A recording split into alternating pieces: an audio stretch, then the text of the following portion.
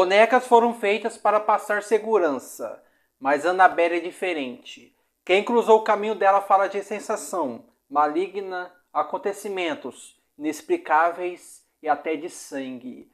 Quem não acreditou nela teve consequências macabras. Essa não é apenas uma lenda urbana, é uma história documentada, estudada e temida até hoje. E agora você vai ouvi-la. Essa é a história real de Annabelle. Fala, Geeks! O ano é 1968, nos Estados Unidos. Dona era uma estudante de enfermagem. No dia de seu aniversário, a mãe lhe deu um presente simples, uma boneca de pano. Uma boneca do tipo Regedin, comprada de segunda mão numa lojinha de artesanato. Dona dividiu o apartamento com a amiga Angie, duas garotas modernas, céticas e acostumadas a encarar o mundo com bom senso.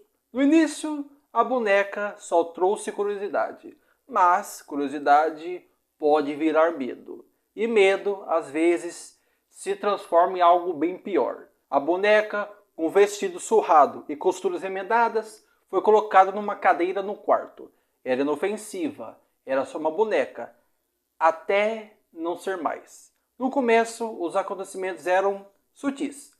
A boneca aparecia em lugares diferentes do que Dona lembrava ter deixado. Às vezes, ela estava no sofá enquanto devia estar na cama. Às vezes, era encontrada no chão, com o olhar vazio voltado para o teto. Dona e Angie juravam que não tinham mexido nela, mas dúvidas sempre cabem quando se vive com alguém. Será que fui eu que coloquei ali e esqueci? Ou talvez não. O amigo Lou, íntimo das duas, não achou graça. Ele olhava para a boneca e sentia algo errado, uma presença. Para ele não havia explicação racional. Algo naquela boneca não era apenas velho ou mal costurado, era maligno. Dona e Angie, firmes na sua descrença, continuavam divididas entre a racionalidade e um desconforto crescente. Então, começaram a aparecer bilhetes estranhos, escritos em um papel pergaminho, um material que nenhuma das duas jamais usava. Eram mensagens curtas, quase implorações. Ajude, Lou, ajude-nos. Quem escrevia aquilo? Como alguém tinha acesso a papel pergaminho dentro do apartamento? As letras pareciam vir de outro mundo. E esses bilhetes não pediam favores banais, pediam socorro. Mas antes, se você curte histórias de terror com o pé da realidade, então já deixa o like, se inscreva no canal e ativa o sininho para não perder os próximos vídeos. Bora seguir! Os dias foram ficando mais pesados. O ar parecia mais espesso. A noite, antes apenas silenciosa, passou a carregar sons leves. Um arranhar, um sussurro que poderia muito bem ser imaginado. Mas então veio algo que ninguém poderia ignorar. Um dia qualquer, Dona voltou do trabalho. Subiu as escadas. Abriu a porta do quarto. Encontrou a boneca exatamente onde sempre ficava. Mas dessa vez havia algo vermelho nas suas pequenas mãos de pano. Não era tinta velha, era sangue. O líquido parecia escorrer, como se a própria boneca fosse a fonte. Dona congelou. Angie caiu em prantos. Lou jurou nunca mais desconsiderar o que sentia. Aquilo foi o ponto de ruptura. Era hora de pedir ajuda, de verdade. Chamaram uma médium. Foi ela quem contou uma história que mudou tudo.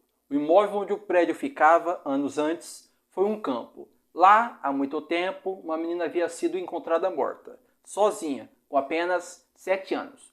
O nome da menina é Annabelle Hinks, daí o nome da boneca. A médium disse que o espírito dessa menina ainda vagava nas redondezas, e que, assim que a boneca chegou no apartamento, o espírito da menina reconheceu nela algo familiar, um brinquedo, um corpo onde a solidão pudesse morar. Segundo a médium, a menina ficou apegada à boneca. O apego foi além da ternura. O espírito dela se uniu àquilo que mais a confortava. A boneca deixou de ser um objeto e passou a ser um receptáculo. Annabelle deixou de ser uma boneca e passou a ser Annabelle, com identidade, vontades e talvez fome de presença. Dona Angie não eram cruéis, ao contrário, sentiram pena da menina. Pensaram que devolver a boneca, que mandaram embora, seria deixá-lo sozinha outra vez. exatamente o que a menina havia sofrido. Por isso insistiram em manter ali, com a intenção de cuidar. A compaixão delas, porém, acabou sendo a porta que abriu espaço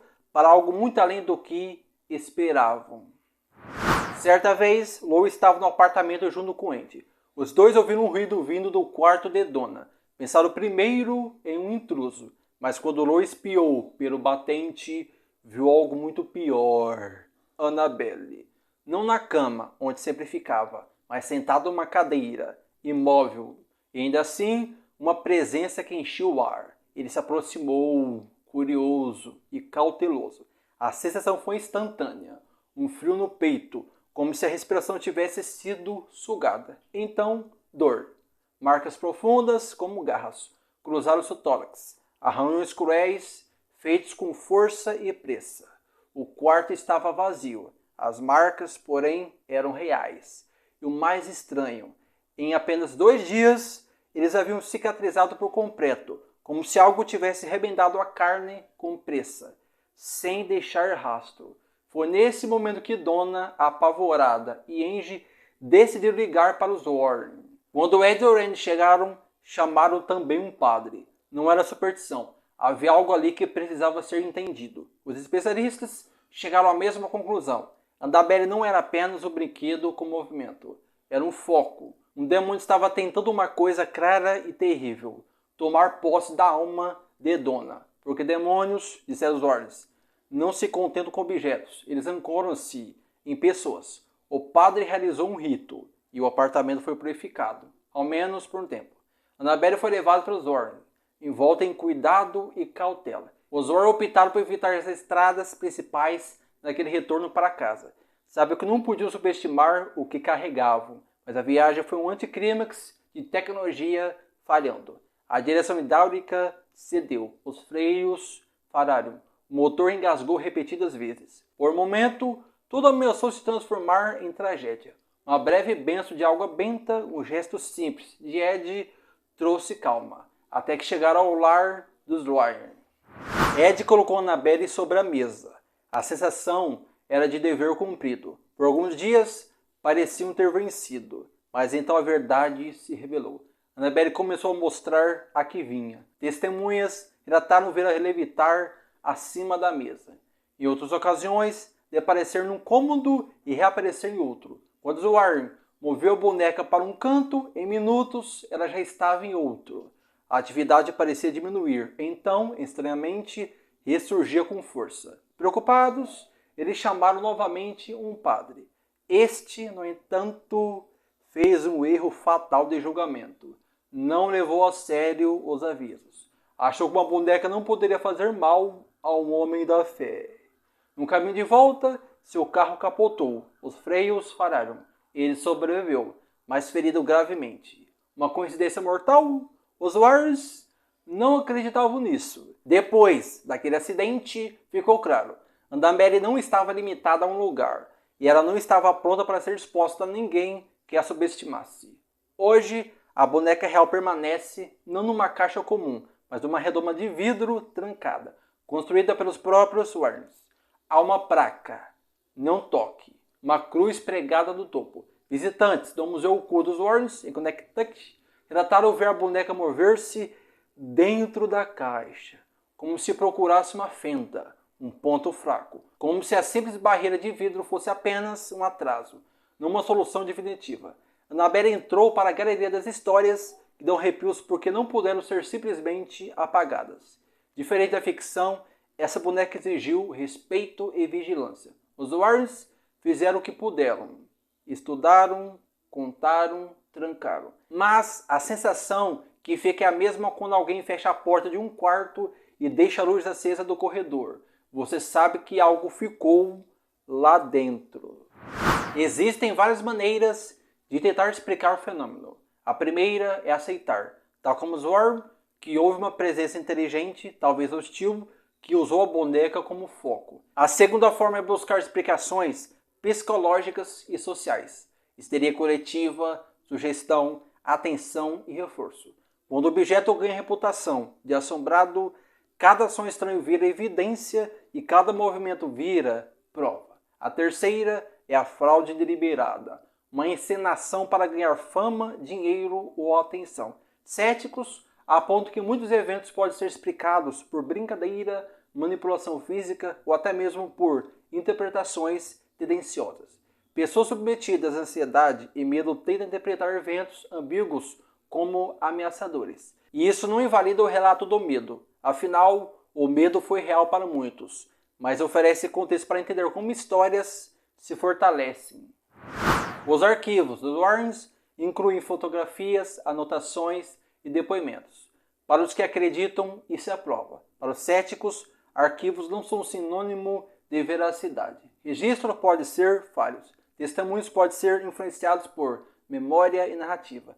E fotos podem ser interpretadas de maneiras diferentes. Ainda assim, grande parte da fama de Annabelle vem justamente desses arquivos que circulam entre pesquisadores paranormais e curiosos. Uma coisa é incontestável. A história teve continuidade e consequente repercussão. Não foi um boato que morreu no dia seguinte. Foi uma narrativa que cruzou décadas, ganhou atenção na mídia e serviu de base para filmes milionários. Me conta, você acredita que Annabelle era apenas uma boneca ou que havia algo mais? Você já teve uma experiência estranha com um objeto? Comente. Se gostou desse vídeo, deixe seu like e se inscreva. Tem mais histórias reais chegando no canal. Muito obrigado. Até a próxima sessão sombria. Fui!